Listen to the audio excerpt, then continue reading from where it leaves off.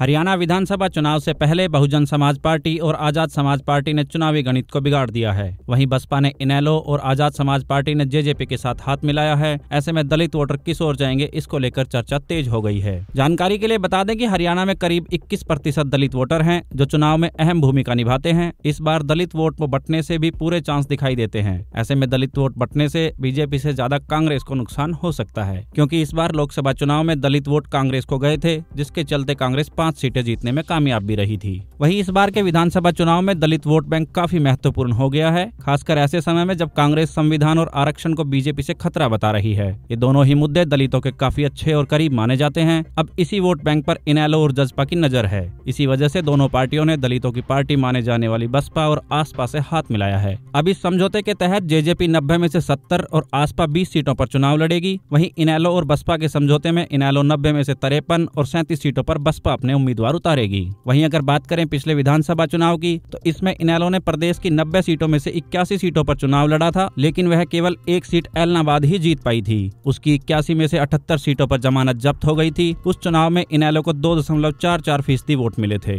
वहीं बसपा ने 87 सीटों पर चुनाव लड़ा था, लेकिन कोई सीट जीत नहीं पाई थी। 87 में से 82 सीटों पर उनकी जमानत जब्त हो गई थी। वहीं बसपा ने इस चुनाव में 4.14% वोट हासिल किए थे। वहीं इन चुनावों में जेजेपी ने 87 सीटों पर उम्मीदवार उतारे थे और 10 सीटों पर जीत हासिल की थी। जेजेपी को यहां 14.84% वोट मिले थे और इस चुनाव में भाजपा को पूर्ण बहुमत नहीं मिला था, जिसके चलते भाजपा ने जेजेपी से हाथ मिलाकर सरकार बनाई थी। लोकसभा चुनाव से ठीक पहले ये गठबंधन टूट गया, क्योंकि दोनों पार्टियों में सीट शेयरिंग को लेकर बात नहीं बनी थी। वहीं इस गठबंधन के टूटने के बाद दोनों पार्टियों ने अकेले चुनाव लड़ा था, जिसके दोनों पार्टियों का नुकसान भी हुआ और भाजपा 5 सीटें ही जीत पाई। वहीं जेजेपी एक भी सीट हासिल नहीं कर पाई थी। आपकी जानकारी के लिए बता दें कि जननायक जनता पार्टी को साल 2019 के लोकसभा चुनाव में 4.9% वोट मिले थे, जबकि बसपा को 3.65% वोट मिले थे। इसके अलावा इनेलो के खाते में केवल 1.9% वोट और बीजेपी ने सबसे ज्यादा 58.21% वोट हासिल किए थे। कांग्रेस ने 28.51% वोट हासिल किए थे।